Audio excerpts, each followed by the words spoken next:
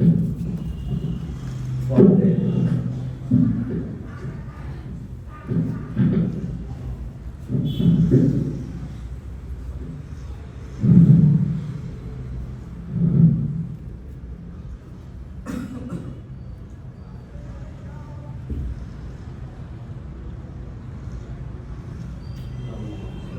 بالله من الشيطان الرجيم بسم الله الرحمن الرحيم الحمد لله رب العالمين الصلاة والسلام على أشرف الأنبياء والمرسلين سيدنا نبينا حبيب قلوبنا طبيب نفوسنا مولانا ومولى الكونين جد الحسن والحسين بالقاسم محمد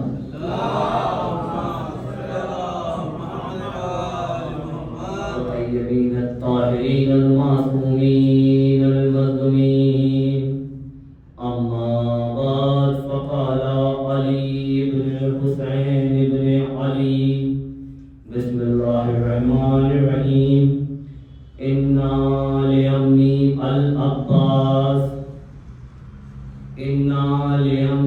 العباس منزلة يبته إليه جميع شهداء لليوم القيامة.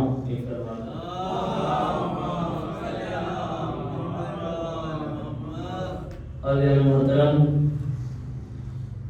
اس سے پہلے میں اپنی گفتگو کا آغاز کروں، آپ تمامی حضرات کو اس ماہ مبارک شعبان کی مبارکبادی پیش کرتا ہوں۔ یقیناً یہ ماہ شعبان اب یہ بھی ماہ رجب بھی گزرا ہے، ماہ رمضان بھی آنے والا ہے۔ یہ ماہ رجب، ماہ شعبان، ماہ رمضان یقیناً یہ 12 مہینوں میں اپنی ایک اہم جگہ بناتے ہیں، ان کی ایک اہم جگہ ہے۔ آپ دیکھیے پروردگار عالم نے زیادہ تر اہل بیت اطہار کی ولادت بھی انہی ایام کے ذریعے کی۔ زیادہ تر اہل بیت اطہار میں زیادہ تر ائمہ بھی آپ دیکھیں سب کی ولادت انہی ایاموں میں ہوئی ہے۔ لہذا بعض جگہ کہا گیا ہے ان تمام ایاموں کے لیے، تمام ماہوں کے لیے کہ گلدستہ بنی ہاشم، بنی ہاشم کے چشم و چراغ زیادہ تر انہی ایام میں آئے، سب کی ولادت اسی۔ آپ خود دیکھیے، توجہ کریے، ماہ رجب میں، ماہ شعبان میں، ماہ رمضان میں جب سے یہ چاند نمودار ہوا ہے، کبھی امام علی کی ولادت ہو رہی، کبھی امام حسن کی ولادت، کبھی امام حسین کی ولادت، آج تو امام زین العابدین کی ولادت کی شب ہے، آج حضرت عباس کی ولادت تھی، آج امام باقر کی ولادت بھی اسی ایام میں، امام نقی کی ولادت، امام تقی کی ولادت، ہمارے امام مہدی کی ولادت، نہ جانے کتنے اماموں کی ولادت ان ایام میں، اور حتیٰ پھر اماموں کی نہیں، اہل بیت میں حضرت علی اصغر کی ولادت بھی، جناب زینب کی ولادت، جناب قاسم کی ولادت، حضرت علی اکبر کی ولادت، نہ جانے کتنی خوشی پر خوشیاں پروردگار عالم نے ہمیں ان ایاموں کے صدقے عطا کی۔ اور صرف ولادت بھی نہیں، رسول اللہ کی معراج دیکھیں، امام جعفر صادق علیہ السلام کے کنڈے دیکھیں، یعنی ہر جگہ پروردگار عالم نے ہم شیعہ حیدر کردار کو خوشی منانے کا موقع عطا کیا ان تمام ایاموں کے ذریعے۔ اور یقیناً ان ایاموں میں اگر آپ جائیں تاریخوں میں، خیر میں پہلے بھی اپنی گفتگو میں کہہ چکا ہوں کہ یہ صاحب علم کا مجمع ہے، اور آپ کے سامنے میں جب گشائی کر رہا ہوں، خیر صاحب علم کا مجمع ہے، آپ خود جانتے ہیں کہ ان تاریخوں پہ اعمال بھی ہیں، ان تاریخوں کے لیے مختصر سا اعمال ہے صاحب علم کا مجمع، آپ خود جانتے ہیں، بے شک آپ کرتے ہوں گے، میرا کوئی فرض نہیں بنتا آپ کو میں بتاؤں، نہ میرا کوئی حق ہے، آپ کو خوب واقف ہے۔ بہرحال میں نے ابھی بعد خطبہ امام سجاد کی ایک حدیث بیان کری، جس میں امام سجاد فرما رہے ہیں اِنَّا لِأَمِّي الْعَبَّاسِ مَنزِلَةٌ يَكْفَتَهُ عَلَيْهِ جَمِيعُ الشُّهَدَاءِ لِلْيَوْمِ الْقِيَامَةِ۔ امام زین العابدین علیہ السلام فرماتے ہیں پروردگار کے نزدیک میرے چچا عباس کی وہ منزلت ہے کہ روز قیامت تمام شہداء ان سے رغبت کھائیں گے۔ توجہ فرمائیے، میرے چچا عباس کی پروردگار کے نزدیک وہ منزلت ہے کہ روز قیامت لوگ میرے چچا سے رغبت کھائیں گے، حسد رکھیں گے، نعوذ باللہ۔ چچا عباس، حضرت عباس نے خود نہیں کہا کہ میری پروردگار سے کیا منزلت ہے، میری کیا عظمت ہے، میری کیا اہمیت ہے، میرا کیا عہدہ ہے۔ امام زین العابدین فرماتے کہ میرے چچا جان کی جو پروردگار سے منزلت ہے وہ اس قدر ہے، وہ منزلت کی لوگ ان سے رغبت کھائیں گے، ان سے حسد کریں گے۔ حضرت عباس نے اپنی زندگی میں خود اپنا عہدے کا ذکر نہیں کیا، خود نہیں فرمایا کہ میں کیا ہوں، خود نہیں فرمائی، اسی لیے تو شاعر نے کہا ہے نہ منصب مانگا ہے نہ شاہی مانگی، توجہ فرمائیے گا، نہ منصب مانگا ہے نہ شاہی مانگی، نہ منصب مانگا ہے نہ شاہی مانگی، خود مل گئی ہے نہ مرضی الہی مانگی، نہ منصب مانگا نہ شاہی مانگی، خود مل گئی ہے مرضی الہی نہ مانگی۔ ارے لاؤ گے دوسرا عباس کہاں سے، حیدر نے کوئی اور دعا ہی نہیں مانگی، لاؤ گے دوسرا عباس کہاں سے، حیدر نے کوئی اور دعا ہی نہیں مانگی، حیدر نے کوئی اور دعا ہی نہیں مانگی۔ یہ جناب عباس امام علی مقام کی دعا کی، امام علی نے تہجد میں مولا عباس کے لیے دعا مانگی تھی، جس کے پاس حسن حسین جیسے بیٹے موجود ہیں، اس نے عباس کے لیے دعا کری پروردگارا مجھے ایک بیٹا عطا کر دے جس کا نام عباس ہے۔ اور یقیناً توجہ فرمائیے، جناب عباس ابن علی یہ بنی ہاشم کے وہ شیر تھے، بخوب آپ اس سے واقف ہو۔ جناب عباس کی کتابوں میں ملتا ہے کہ ان کا لقب تھا قمر بنی ہاشم۔ آج یقیناً 4 شعبان کی تاریخ ہے، ولادت امام ولادت مولا عباس، تو اسی کے لحاظ سے میں نے موضوع یہ سبات کروں۔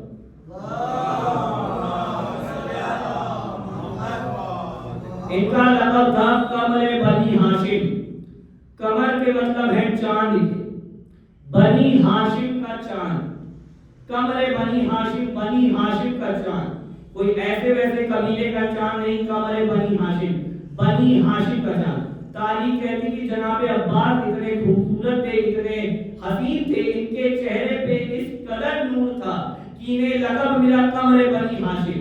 اما آپ یہ بتائیے، عموماً کوئی ایسے لوگ ہیں خدا کی بنائی ہوئی سب مخلوق ہیں، کسی کے اندر کمی نکالنا ضرور و ظاہر سی بات ہے، صحیح نہیں ہے، پر کوئی ایسا گھر ہو جہاں پہ عموماً زیادہ تر لوگ نعوذ باللہ اچھی شکل صورت بھی نہ ہو، وہاں پہ کوئی بچہ بڑا خوبصورت ہو جائے تو لوگ اسے بڑا پیار سے کہ ماشاءاللہ بچہ لگتا ہے بڑا خوبصورت ہے، بہت حسین ہے، بڑا نور ہے چہرے پہ۔ پر وہ گھر جہاں سب کے سب خوبصورت ہوں، جہاں سب کے سب حسین ہوں، جہاں نبوت ہو، جہاں امامت ہو، حسن حسین کے تو نام ہی حسن سے رکھے ہیں، جہاں پہ حسن حسین جیسے شہزادے، اس گھرانے میں قمر بنی ہاشم کا لقب عباس تھا۔ اب خود تصور کریے کتنا نور رہا ہوگا میرے مولا کے چہرے۔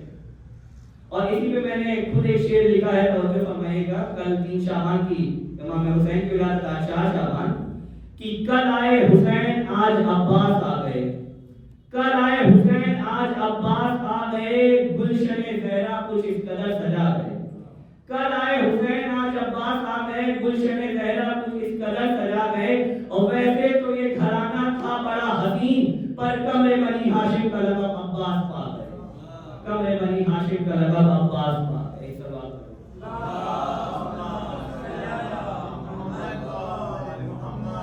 یقیناً صرف مولا عباس خوبصورت ہی نہیں تھے، حسین نہیں تھے، ان کے القاب آپ کو معلوم ہے۔ جناب عباس کو ابو الفضل بھی کہا جاتا ہے، ان کا ایک لقب شجاع بھی تھا۔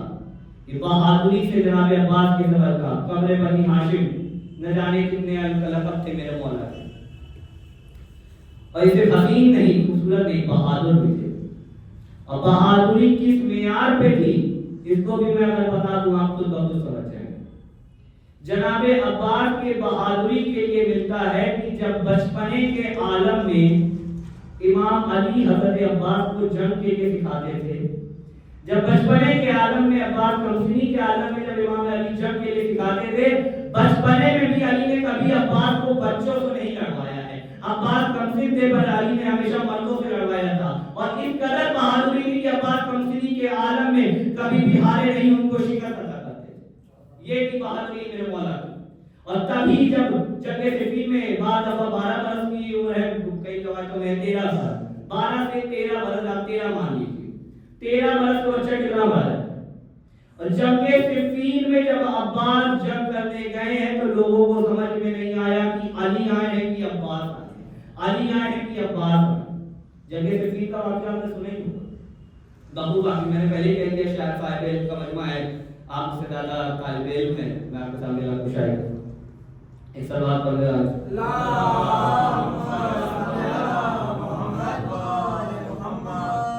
جنگ صفین میں جب سامنے 1.5 لاکھ کا لشکر تھا، تاریخ کہتی ہے کہ علی حجرے میں اپنے تمام بیٹوں کے ساتھ موجود تھے۔ علی نے کہا آج میرا کوئی ایک بیٹا جائے گا اور جنگ کرے کے آئے گا۔ بیٹے موجود ہیں، 18 کے 18 بیٹے علی کے ہیں، اور ان کے لیے کہا گیا ہے کہ یہ سب علی کی طرح ہی بہادر تھے۔ میں کسی ایک کو یہ بہادری پہ شک نہیں کرتا، بے شک سب بہادر تھے۔ ایک ایک بیٹا آگے آ رہا ہے، بابا میں جاؤں گا جنگ کر کے آؤں گا۔ میں نے حسن حسین کے لیے نہیں کہا، کیوں؟ کیونکہ تاریخ کہتی ہے جب حسن حسین نے کہا بابا جنگ کرنے میں چلا جاؤں تو علی نے کہا تمہیں مباہلے کا روز یاد نہیں؟ میں نے کیا کہا؟ میرا بیٹا جنگ کرنے جائے گا۔ اس دن رسول نے کہا تمہیں اپنے بیٹوں کی جگہ لے گئے، اس دن سے تو رسول کا بیٹا ہو گیا۔ میں آج اپنے بیٹوں کے لیے کہہ رہا ہوں۔ ایک مرتبہ علی کا دوسرا بیٹا آ گیا، کہا بابا 1.5 لاکھ کی فوج ہے سامنے، 1,500 کا لشکر مجھے دیجیے، 1,500 کا لشکر دیجیے، بابا مجھے اپنی تلوار دیجیے، مغرب تک آخری بندے کا سر آپ کے قدموں تک نہ لاؤں تو مجھے نہ کہیے گا آپ کا بیٹا۔ علی نے کہا مغرب کو دیر ہے، علی کو جلدی ہے۔ توجہ فرمائیے گا، علی نے کہا مغرب کو دیر ہے، علی کو جلدی ہے۔ دوسرا بیٹا آ گیا ہے، بابا 1,500 مانگ رہا تھا، میں 1,000 مانگتا ہوں، 1,000 کا لشکر دے دیجیے، اپنی تلوار دے دیجیے۔ مغرب تک بول رہا ہے، میں عصر تک لے آؤں، عصر تک آخری بندے کا سر کاٹ کے آپ کے قدموں تک لے آؤں گا۔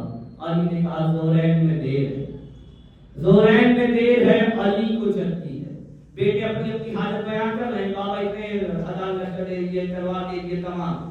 اتنے میں کمرے بنی ہاشم آ گیا، میرا آقا مولا غازی، بابا نہ 1,000 نہ 1,500، نہ تیری تلوار، نہ 1,000 نہ 1,500 نہ تیری تلوار، میں جنگ کرنے جاؤں گا، اور جب پہلے بندے کا سر کاٹ کے آسمان پہ پھینکوں گا، اس سر کو نیچے آنے میں جتنا وقت لگے گا اتنی دیر میں آخری بندے کا سر کاٹ کے آپ کے قدموں تک رکھوں گا۔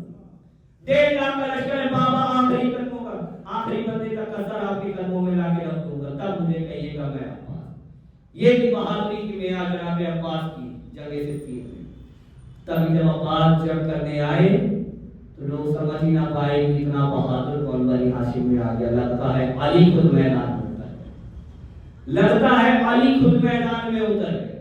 لوگ سمجھ نہیں پائے، کوئی کہہ رہا ہے علی آ گئے، علی آ گئے۔ لوگوں کو سمجھ میں نہیں آئے کہ عباس آئے ہیں کہ علی آئے ہیں، عباس آئے ہیں کہ علی آئے ہیں۔ بس جملہ کہنے کو جی چاہتا ہے، ایک یہ میدان صفین ہے جہاں لوگوں کو سمجھ میں نہیں آ رہا کہ علی ہے کہ عباس ہے، ایک یہ شب ہجرت کا بستر ہے جہاں لوگوں کو سمجھ میں نہیں آیا کہ چادر کے نیچے رسول ہے کہ علی ہے، رسول ہے کہ علی۔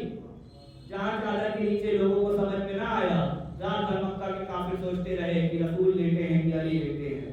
ایک یہ جنگ صفین کا میدان ہے جہاں لوگ یقین نہیں کر رہے کہ عباس جنگ کرنے آئے ہیں۔ یہ سوال کرتے ہیں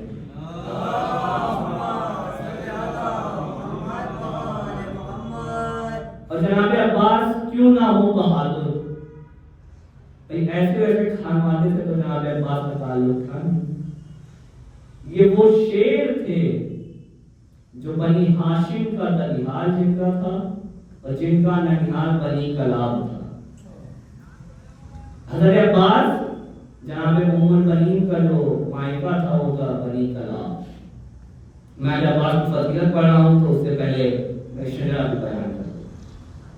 یہ ایسے ویسے گھرانے کے نہیں تھے جو لوگ آج کہتے ہیں عباس سید نہیں ہے، عباس یہ نہیں ہے، تو میں بیان کر دوں کہ یہ جناب عباس بنی ہاشم کا ننھیال جن کا بنی کلاب، تاریخ کہتی ہے کہ بنی کلاب جو قبیلہ تھا وہ عرب میں بنی ہاشم کے بعد بنی کلابی گنا جاتا تھا. یہ دونوں قبیلے بہادری میں اپنی الگ معیار رکھتے تھے. یہ دونوں قبیلے بنی ہاشم اور بنی کلاب بہت ہی بہادر گنے جاتے تھے عرب میں. تاریخ کہتی ہے کہ ایک روز مولا علی اپنے بھائی عقیل کے گھر آئے. جناب عقیل ابن عمران یہ اپنے بھائی عقیل کے گھر آئے اور کہا بھائی جان مجھے ایک بہادر خاندان میں رشتہ کرنا ہے. توجہ فرمائیے گا, مجھے بہادر خاندان میں رشتہ کرنا ہے, مجھے کوئی رشتہ بتاؤ. علی نے یہ کہا بہادر خاندان میں رشتہ, یہ نہیں کہا بہادر خاتون سے رشتہ. علی نے بہادر خاندان کہا, بہادر خاتون نہیں کہا, کیونکہ علی کو معلوم تھا, علی کے خود جملے ہیں کہ مرد کا زیور ہے بہادری, عورت کی زیور ہے حیا. مرد بہادر اچھا لگتا ہے, عورت باحیا اچھی لگتی ہے. انہیں معلوم تھا جن خاندان کے مرد بہادر ہو گئے عورتیں چار دیواروں کے اندر باحیا محفوظ رہتی ہیں. وہ اور خاندان ہے جہاں کے مرد بہادر نہیں گنے, اور جو اور خاندان ہے جہاں کے مرد بہادر نہیں تھے, باپ بھائی بہادر نہیں تھے, تو وہاں کی عورتیں خود جنگ کرنے آیا کرتی. وہ اور خاندان تھے جہاں کے مرد بہادر نہیں تھے, تو عورتیں خود جنگ کرنے آ جایا کرتی تھی. پر علی نے کہا مجھے بہادر خاندان بتائیں, کیونکہ علی کو معلوم تھا جس خاندان کے مرد بہادر ہوں گے اس خاندان کی عورتیں باحیا ہوگی, باطہارتار ہوگی, پاک و پاکیزہ. علی نے جناب عقیل سے کہا, سوچنے کی بات ہے کہ علی نے عقیل سے کہا میں جناب عقیل کی علم پہ کوئی شک نہیں کرتا. جناب عقیل کی کتابوں میں ملتا ہے کہ یہ علم الانساب سے واقف تھے. جناب عقیل یہ بھی پسر عمران تھے, جناب علی کے سگے بھائی تھے. جناب عقیل ان کے لیے تھا کہ انہیں علم الانساب تھا, یہ لوگوں کے نسل جانتے تھے. علم الانساب لوگوں کے شجرے بتایا کرتے تھے. جناب عقیل بازار میں راہ چلتے لوگوں کو بتا دیتے تھے تیرا دادا یہ ہے, تیرا نانا یہ ہے, تو اس خاندان کا ہے, تیرا قبیلہ یہ ہے. جناب عقیل کو علم الانساب تھا. علی عقیل کے دروازے پہ آئے, عقیل کے دروازے پہ آ کے علی نے کہا مجھے ایک بہادر خاندان بتا. علی کا عقیل سے پوچھنا مجھے سمجھ میں نہیں آیا, کیا علی کو نہیں معلوم تھا کون سا قبیلہ بہادر ہے؟ کیا علی کو نہیں معلوم تھا کون سا خاندان بہادر ہے؟ جس طرح علی نے عقیل سے پوچھا, ٹھیک اسی طرح خدا نے موسیٰ سے پوچھا تھا, موسیٰ تیرے ہاتھ میں کیا ہے؟ موسیٰ نے بتایا یہ میرا عصا ہے, اس سے میں پتے جھاڑتا ہوں, اس کو میں تکیہ بناتا ہوں, اس سے میں بکریاں چراتا ہوں, اس سے میں راہ بناتا ہوں. اللہ نے پوچھا ہاتھ میں کیا ہے؟ اللہ کو بھی معلوم تھا ہاتھ میں عصا ہے, موسیٰ کو بھی معلوم تھا خدا علم رکھتا ہے. پھر بھی اللہ نے پوچھا کیا ہے, موسیٰ نے بتایا کیا ہے. اللہ نے صرف پوچھا تھا کیا ہے, موسیٰ نے فضیلتیں بتانی شروع کر دی. ٹھیک اسی طرح جب فرشتوں نے پوچھا فمن تحت کے ساتھ چادر کے نیچے کیا ہے, علی نے بھی خدا نے بھی فضیلتیں بتانی شروع کر دی. ہم فاطمہ و ابوہا و بالہا و بنوہا, چادر کے نیچے فاطمہ ہے, چادر کے نیچے فاطمہ کے بابا ہے, چادر کے نیچے فاطمہ کے شوہر ہے, چادر کے نیچے فاطمہ کے بیٹے. کیا خدا کو نہیں مانتا؟ جس طرح خدا کو معلوم تھا موسیٰ کے ہاتھ میں کیا ہے, اسی طرح علی کو معلوم تھا کس کا شجرہ کیا ہے. اب بے شک میں نے جو علی مجلس والی حدیث میں نے ایک مجلس میں بیان کر کے انما یرید اللہ لکم النصر اہل البیت طاہرون تطہیرا, میں نے واقعہ کو بیان کیا تھا, شاید آپ جانتے ہیں. بہرحال جناب عقیل کے دروازے پہ امام علی آئے. جب امام علی نے سوال پوچھا تو عقیل نے بھی جواب دیا, بے شک علی میں ایک قبیلہ جانتا ہوں, بے شک علی میں ایک قبیلہ جانتا ہوں جو ہمارے خاندان کے بعد کوئی عرب میں گنا جاتا ہے تو وہ ہے. علی نے پوچھا کون سا؟ عقیل نے بتایا بنی کلاب. یہ وہ قبیلہ ہے جو بہادری میں الگ معیار رکھتا ہے. یہ وہ قبیلہ ہے جہاں کی عورتیں باپردہ ہیں, باحیا ہیں. یہ وہ قبیلہ ہے جو ہر علم سے واقف ہے. خیر امام علی نے کہا مسکرا کے عقیل مجھے اس خاندان سے رشتہ کرنا ہے, عقیل مجھے اس خاندان سے رشتہ کرنا ہے. جناب عقیل بنی ہاشم کے قبیلے سے نکلے, بنی کلاب کے جانب بڑھے. جناب عقیل بنی کلاب قبیلے کے جانب بڑھے. تاریخ کہتی ہے جیسے ہی جناب عقیل بنی کلاب کے قبیلے کے قریب پہنچے، کلابیوں کے بزرگ عقیل کے استقبال میں آگے آ گئے. عقیل کے استقبال میں آگے آ گئے. بنی ہاشم کے گھرانے سے یہ شیر عمران بنی کلاب کے جانب ہے. تاریخ کہتی ہے جناب عقیل بنی کلاب پہنچے، بنی کلاب قبیلے کی جانب پہنچے. ایک مرتبہ حضرت عباس کے نانا کے گھر ہے جن کا نام تھا جناب حزام. اس لفظ کے تلفظ کئی آپ نے سنے ہوں گے، کوئی کہتا ہے جناب حزم، جناب حزام، بعض جگہ جناب حزام کہا گیا. یہ تھے جناب عباس کے نانا، جناب ام البنین کے والد جناب عقیل جناب حزام کے دروازے پہ گئے. تاریخ کہتی ہے 3 دن تک عقیل حزام کے گھر میں ٹھہرے. 3 دن تک عقیل حزام کے گھر پہ رہے. یہ عرب اپنی شان کے بڑی خلاف، انہیں یہ بات ضروری ہے، انہیں بات بڑی بری لگ جاتی تھی کہ اگر کوئی ان کے گھر مہمان آیا اور 3 دن سے پہلے چلے گا. انہیں نہیں معلوم، یہ نہیں پسند کرتے تھے کہ کوئی آئے اور 3 دن سے پہلے چلا جائے. یہ چاہتے تھے آنے والا آئے، کم سے کم 3 دن تک ہمارے گھر رکے اور ہماری اچھائیاں سیکھے، ہماری نعمتیں سیکھے، ہم کس طرح پروردگار کی عبادت کرتے ہیں وہ سیکھے، ہمارے جینے کا طریقہ سیکھے. یہ رب کی شان کے بڑی خلاف تھے، انہیں نہیں پسند تھا کہ کوئی آئے اور چلا جائے. جناب عقیل 3 دن تک جناب حزام کے گھر پہ رہے. تاریخ کہتی جیسے ہی 3 دن گزر گیا، ایک مرتبہ جناب حزام جناب عقیل کے ہمراہ آتے ہیں اور کہتے ہیں اے متولی کعبہ، اے پسر عمران، اے شیر بنی ہاشم، اے برادر محمد، آپ کو کیا زحمت پڑ گئی آپ میں؟ قبیلہ وہ بھی چھوٹا نہیں تھا، بنی کلاب کے تھے، بنی حزام کوئی چھوٹے قبیلے سے نہیں تھے. پھر بھی جب جناب عقیل کے استقبال میں آئے، اے متولی کعبہ، اے برادر محمد، اے پسر عمران، آپ کو کیا زحمت پڑ گئی آپ ہمارے دربار میں آئے؟ عقیل نے فرمایا میں اپنے خاندان کے ایک فرد کا رشتہ آپ کے گھر لایا. توجہ کرو، میں اپنے خاندان کے ایک فرد کا رشتہ آپ کے گھر میں لایا. جناب عقیل نے جیسے فرمایا جناب حزام مسکرا. عقیل نے فرمایا میں اپنے برادر علی کا رشتہ لایا. جیسے ہی جناب حزام نے علی کا لفظ سنا، علی کا نام سنا، کہا عقیل میری بیٹی اس گھر میں جائے گی، عقیل میری بیٹی اس گھر میں جائے گی جہاں ملائکہ آتے ہیں، اس گھر میں میری بیٹی جائے گی جہاں ستارے اترتے ہیں، اس گھر میں میری بیٹی جائے گی جہاں جبریل جھولا جھلانے آتے ہیں. اے عقیل میری بیٹی اس گھر میں جائے گی. خیر جناب حزام نے کہا میں ابھی اپنی بیٹی سے مشورہ کر کے آتا ہوں. جناب حزام نے لالچ میں آپ کے رشتے کے لیے ہاں نہیں بے شک خوش ہو، پھر بھی کہا بیٹی سے مشورہ کر کے آتا ہوں. سوچیے اس زمانے میں بھی جناب حزام نے بیٹی سے مشورہ لینا ضروری سمجھا. انہیں معلوم تھا بنی ہاشم کا گھرانہ ہے، کتنا سکین گھرانہ ہے، ہر خوبی سے واقف تھے. اندر گئے، ایک مرتبہ زوجہ کو بلایا، کہا بیٹی کو بلاؤ. بیٹی آئی، فاطمہ کلابی بنت حزام آگے آئی. جناب ام البنین کا نام جناب فاطمہ تھا، اگر آپ جانتے ہو.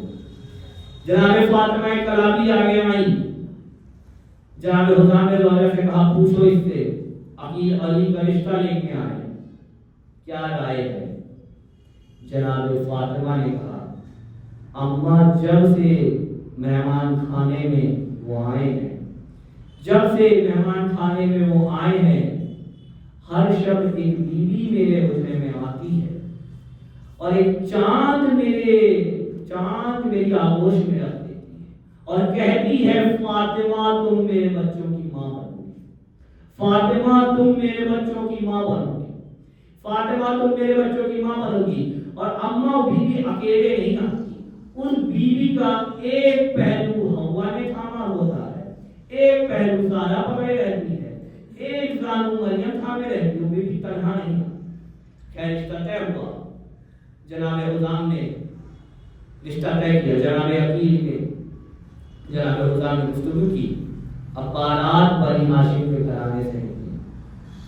عقیل کی عقیل نے رشتہ پیغام علی کو بتایا، بارات علی کی بنی کلاب کے گھرانے پہنچی، اور ایسی ویسی بارات نہیں، شیر خدا کی بارات، ایسی ویسی بارات نہیں، بارات میں ملائکہ بھی موجود تھے، انبیاء بھی موجود تھے، تمام فرشتے بھی باراتی بن کے آئے تھے۔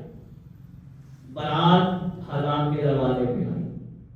تاریخ کہتی ہے امیر المومنین نے خود اپنا نکاح پڑھا۔ کیوں؟ کیونکہ معصوم کا نکاح کوئی غیر معصوم نہیں کر سکتا۔ آپ جانتے ہیں معصوم کی تدفین، معصوم کو غسل کوئی غیر معصوم نہیں ملا، اسی طرح معصوم کا نکاح کوئی غیر معصوم نہیں پڑھ سکتا۔ اب مجھے نہیں معلوم ابو طالب کیا تھا، ابو طالب کافر تھے کہ مسلمان تھے، مجھے نہیں معلوم ابو طالب کا کیا مذہب تھا۔ کیوں؟ جب محمد کی موجودگی میں محمد کا نکاح ابو طالب نے پڑھ دیا تو علی نے خود نکاح کیوں پڑھا؟ جب علی اپنا نکاح پڑھا تو یہی پتا ہے کہ معصوم کا نکاح کوئی غیر معصوم نہیں پڑھ سکتا، تو محمد کی موجودگی میں ابو طالب نے نکاح کیسے پڑھ دیا؟ محمد نے خود اپنا نکاح کیوں نہیں پڑھا؟ محمد نے خود اپنا نکاح کیوں نہیں پڑھا؟ جب نے چچا ابو طالب سے نکاح، جبکہ تاریخ میں ہے کہ معصوم کا نکاح کوئی غیر معصوم نہیں پڑھ سکتا۔ نکاح ہو عبد علی و ام البنین، جناب ام البنین بنی ہاشم کے تحریف پہ جب پہنچی تو اپنا پیر نہیں رکھی، پیشانی دہلیز پہ رکھی اور شکر ادا کیا، پروردگارہ تیرا شکر ہے جو اس گھر لے آیا، پروردگارہ تیرا شکر ہے جو اس گھر لے آیا۔ وقت گزرتا ہے، میں آج پوری گفتگو نہیں کر رہا، وقت گزر رہا ہے۔ بہرحال جناب فاطمہ کلابی، جناب علی کی کلابی، وہ روز بھی آیا جب جناب عباس کی ولادت ہو، شب 4 شعبان، آج کی تاریخ، آج تو خیر 5 شعبان کی شب لگ گئی، شب 4 شعبان کا جناب ام البنین کہتی ہیں جس دن میرے گھر عباس کی ولادت ہونی تھی اس روز میرے گھر ولادت کے کوئی آثار نہیں تھے، اس روز میرے گھر ولادت کے کوئی آثار نہیں تھے۔ پھر بھی علی نے کہا فاطمہ تم حجرے میں چلی جاؤ، تجھے آج کچھ دعائیں بتاؤں گا وہ دعاؤں کو پڑھنا، کچھ عمل بتاؤں گا وہ عمل کرنا۔ جب بی بی کہتی ہے میں وہ عمل کرتی گئی، میں دعائیں پڑھتی گئی، کب عباس نازل ہو گئے مجھے پتہ ہی نہیں چلا، کب عباس دنیا میں نازل ہو گئے بی بی کہتی ہے مجھے پتہ ہی نہیں چلا۔ ایک مرتبہ امیر المومنین نے عباس کو آغوش میں لیا، یا یہ کہوں ایک علی نے دوسرے علی کو آغوش میں لیا، علی کی آغوش میں عباس آئے۔ تاریخ کہتی جیسے ہی عباس نے امامت کی گرمی محسوس کی ویسے ہی ایک انگڑائی، علی نے مسکرا کے فرمایا ہذا عباس، یہ عباس۔ شیر کی کئی کیفیت ہے، آپ جانتے ہیں، اسد، زرگام، زیدم، غضنفر، عباس، علی، حیدر، شیر کی تمام کیفیت ہے۔ عباس کہتے ہیں انگڑائی دیتے ہوئے شیر کو، جیسے ہی علی کی آغوش میں عباس نے انگڑائی دی، علی نے مسکرا کے کہا ہذا عباس، یہ عباس، یہ عباس ہے۔ اور آج جہاں جہاں دنیا میں جناب عباس کا جشن منایا جا رہا ہے، جہاں جہاں مشیان ایسے کردار موجود ہیں، ہر جگہ لوگ جشن ولادت امام حسین منا رہے ہیں، 3 شعبان کو بھی جشن ولادت حضرت عباس منا رہے ہیں، جشن ولادت امام سجاد ہے وہ بھی دنیا میں، جناب عباس دنیا میں نازل ہو گئے 4 شعبان۔ بس میں نے ختم کر دی ہے۔ تاریخ کہتی ہے کہ عباس اتنا زمین پہ نہیں چلے بچپنے کے عالم میں جتنا بہنوں کی گود میں چلے، عباس خود اپنے پیروں سے اتنا نہیں چلے جتنا بہنوں نے عباس کو آغوش میں لیا۔ بہن بھائی کے پیار کی کیفیت ہی الگ ہوتی ہے۔ عباس اتنا خود نہیں چلے جتنا بہنیں، کبھی زینب اپنے دامن میں لیتی، کبھی کلثوم عباس کو کہا۔ تاریخ کہتی کہ علی کی بیٹیوں نے وقت مقرر کیا تھا کہ اتنے سے اتنے تم عباس کو کھلاؤ گی، اتنے سے اتنے میں کھلاؤں گی، مغرب تک تم لو گی، ظہر کے بعد میں عباس کو لوں گی۔ جناب عباس کو کھلانے کے لیے بہنوں نے وقت مقرر کیا۔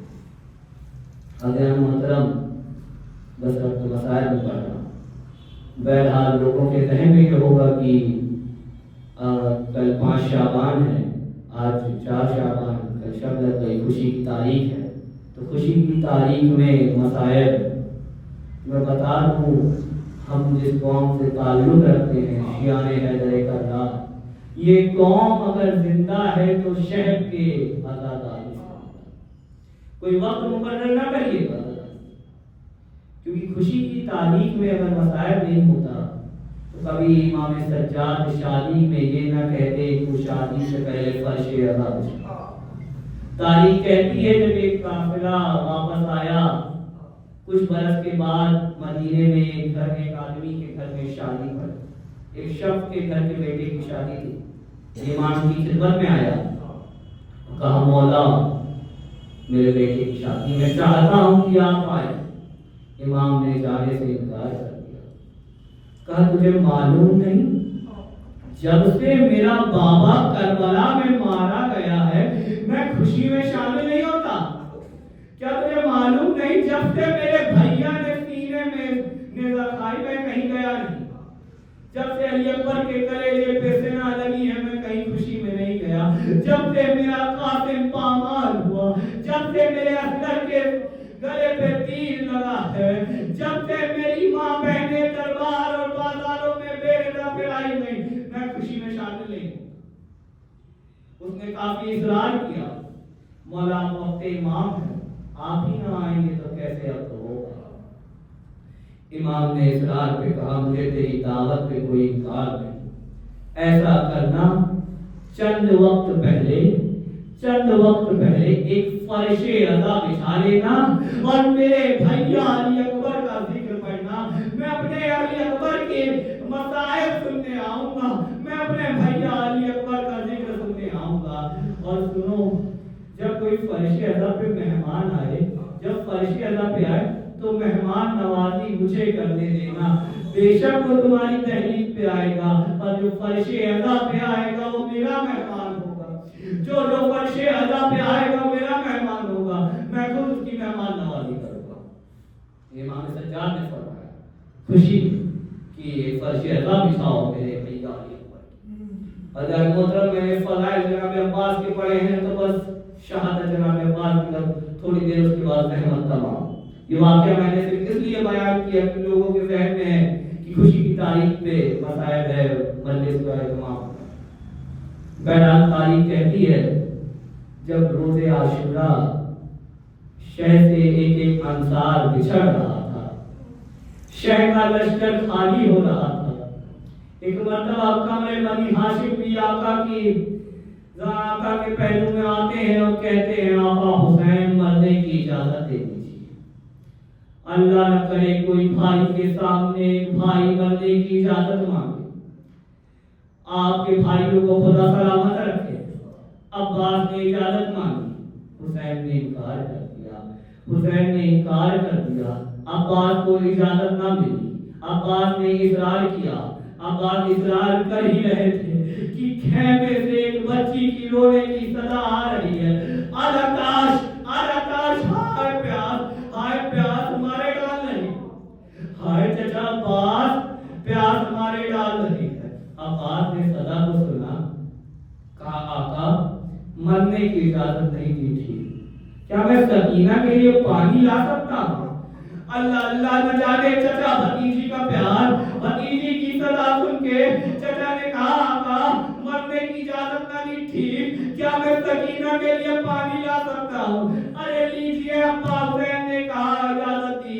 ارے پانی لانے عباس جا رہے ہیں.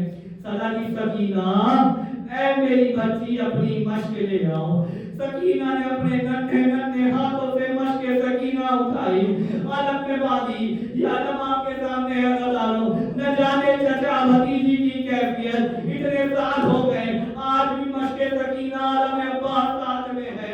چچا بھتیجی کا پیار دیکھیے. سکینہ نے ننھے ہاتھوں سے مشق کو باندھا.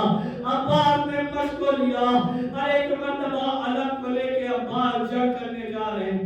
عباس میدان میں آ گئے. عباس میدان کربلا میں علم میں آ گئے. لیجیے کیا کیفیت ہے. تاریخ کہتی ہے جیسے ہی یہ علی کا شیر میدان میں آیا فوج میں ہڑکن ہو گئی، فوج میں بھگ کر بچ گئی۔ کوئی کہہ رہا ہے دیکھو علی کا پسر آیا، کوئی کہہ رہا ہے عباس آئے، کوئی کہہ رہا ہے بہادر شجاع آیا ہے۔ ایک مرتبہ عباس نہر کے جانب گئے، فوج پیچھے چلی گئی۔ جناب عباس کا خوف دیکھیے، فوج پیچھے چلی گئی، عباس نے مشک سکینہ کو نکالا، پانی کو مشک میں بھرا۔ ایک مرتبہ جب مشک بھر لی تو ہاتھوں سے چلو میں پانی لیا، پانی لیا، جیسے ہی پانی کو ہاتھ میں لیا خیمے میں بچی یاد آ گئی، ارے سکینہ خیمے میں پیاسی ہے۔ عباس نے پانی کو پھینک دیا، پانی کو عباس نے نہر میں گرا دیا۔ وہ آپ نے شعر سنا ہے نا کہ جب بہت شدت گرمی میں رمضان ہو تو پانی کی پیاس کی احساس سمجھنا، جب شدت گرمی ہو تو یہ سمجھنا کہ پیاس کا احساس کسے کہتے ہیں، جب تیز گرمی میں ہو رمضان تو سمجھنا پیاس کا احساس کسے کہتے ہیں، اور جب شدت پیاس ہو سامنے پانی ہو مگر پی نہ سکو تو سمجھنا عباس کسے کہتے، تب سمجھنا عباس کسے کہتے۔ لیجئے عباس نے مشک سکینہ کو بھرا۔ تاریخ کہتی ہے مشک کو علم میں عباس نے باندھا اور ایک مرتبہ گھوڑے پہ سوار ہوئے۔ جیسے ہی عالم کو قریب آتا دیکھا، سکینہ خیمے میں تمام بچوں کو لے کے ترے خیمہ پہ آ گئی۔ وہ دیکھو میرا چچا آ رہا ہے، وہ دیکھو میرا چچا عباس آ رہا ہے، بچوں تیرا کوزہ خالی نہ رہے گا، پانی سے بھر جائے گا۔ سکینہ تجھے معلوم نہیں ہے، سکینہ تجھے معلوم نہیں، ابھی بھی تجھے پانی نہ ملے گا۔ ارے لیجیے سکینہ بچوں کو لے کے ترے خیمہ پہ آ گئی، عباس ہاتھوں میں علم لے کے آ رہے ہیں۔ تاریخ کہتی ہے فوج سامنے سے تیر نہ چلا پائی، ارے پیچھے سے تیر چلانا شروع کرا، ایک تیر دائیں بازو پہ لگا، عباس کا دائیں بازو کرا، ایک تیر بائیں بازو پہ لگا، عباس کا بائیں بازو کرا۔ ارے علم کو گرتا دیکھ کے حسین مقتل کی جانب دوڑے، ارے بھائی کی نشانی کو جیسے گرتا دیکھا، ارے شہ مقتل کے جانب دوڑے۔ عباس کا دائیں بازو قلم ہو گیا، عباس کا بایاں بازو قلم ہو گیا۔ بس احساس کا جملہ ہے اللہ، آپ کو تصور کریے گا عباس کے دونوں بازو قلم ہو گئے، عباس کے دونوں بازو قلم ہو گئے۔ اب یہ جو فوج یزیدی تھی قریب سے آ کے تیر چلانے لگی، عباس کے بازو نہیں ہے، تیر چلانا شروع کرا، ارے عباس کے بازو نہیں ہے، فوج قریب سے تیر چلا رہی ہے، عباس کی آنکھ میں ایک تیر لگ گیا۔ اللہ آپ خود جانیے اگر آنکھ میں ایک تنکا چلا جائے کتنی تکلیف ہوتی ہے۔ ہائے میرا قاضی، آنکھ میں تیر، کوئی بازو نہیں، اگر ہمارے آنکھوں میں کوئی تنکا چلا جائے فوراً اپنے ہاتھوں کو مرتے ہیں، آنکھ سے تنکا نکالنے کی کوشش کرتے ہیں۔ ہائے وہ قاضی کیا کرے جس کے ہاتھ ہی نہ ہو، ارے میرا باپ کیا کرے جس کے ہاتھ ہی نہ ہو۔ ارے تیر عباس کی آنکھ میں لگ گئی، اب عباس آنکھوں سے تیر نہ نکال سکا، بہت شدت ہو رہی ہے، عباس کو درد ہو رہا تھا۔ عباس نے خود اپنے آپ کو گھوڑے سے گرا دیا، عباس نے خود گھوڑے سے گرا دیا۔ جب انسان کے پاس بازو نہ ہو، ہاتھ نہ ہو، سب سے پہلے وہ پیر کی طرف تصور کرتا ہے۔ ایک مرتبہ عباس نے گھوڑے سے گرایا اور اپنے دونوں گھٹنوں کے درمیان تیر کو لگایا، سر کو جھکا کے تیر کو گھٹنے کے درمیان پھنسایا۔ حضرت میں بھی جملہ پڑھ اس سے پہلے میں آپ کو بیان کر دوں، آپ جانتے ہیں عرب میں کئی ہتھیار تھے، کوئی تیر انداز تھا، کوئی تلوار باز تھا، تمام طرح کوئی نیزہ لیے تھا۔ اللہ ایک ہتھیار ہوتا ہے جسے گرز کہتے ہیں، جنہیں معلوم ہوگا ان کی آنکھوں میں اشک آ گیا ہوگا۔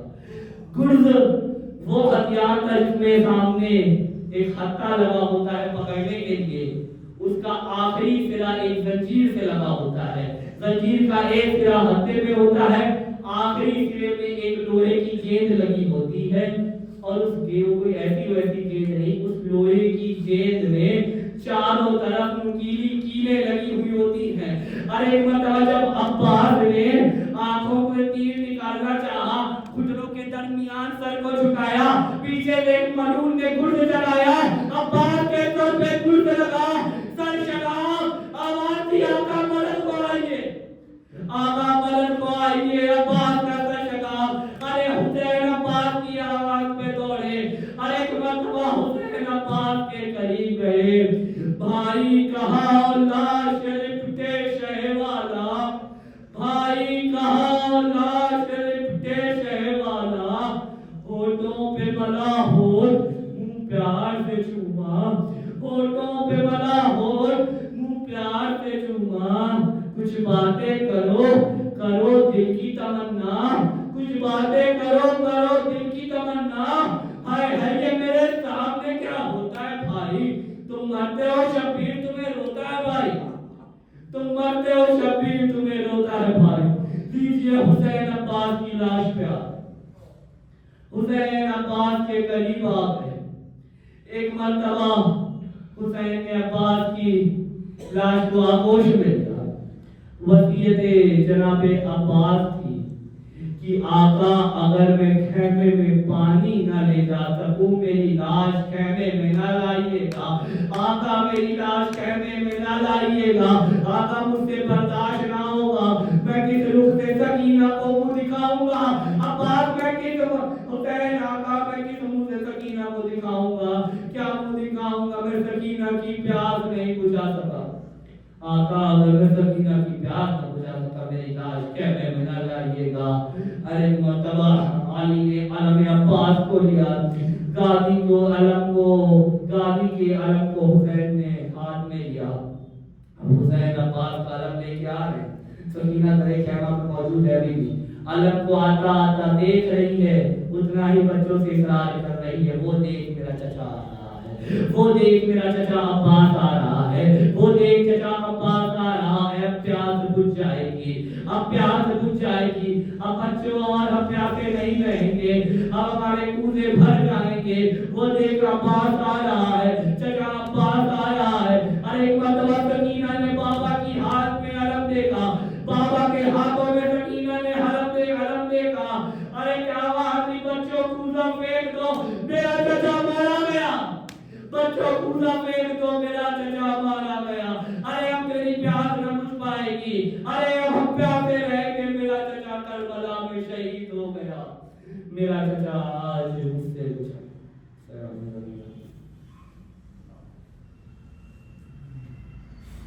परवरदिगार जो बीमार हैं उन्हें शिफा, जो मखलूस हैं उनके कर्ज को अता कर, तो दुनिया में जहाँ जहाँ भी शियाने हजर कर रहा है उनकी जान माल इज्जत आबरू की इबादत है, हमारे आखिरी इमाम के ज़हूर में तारीफ है।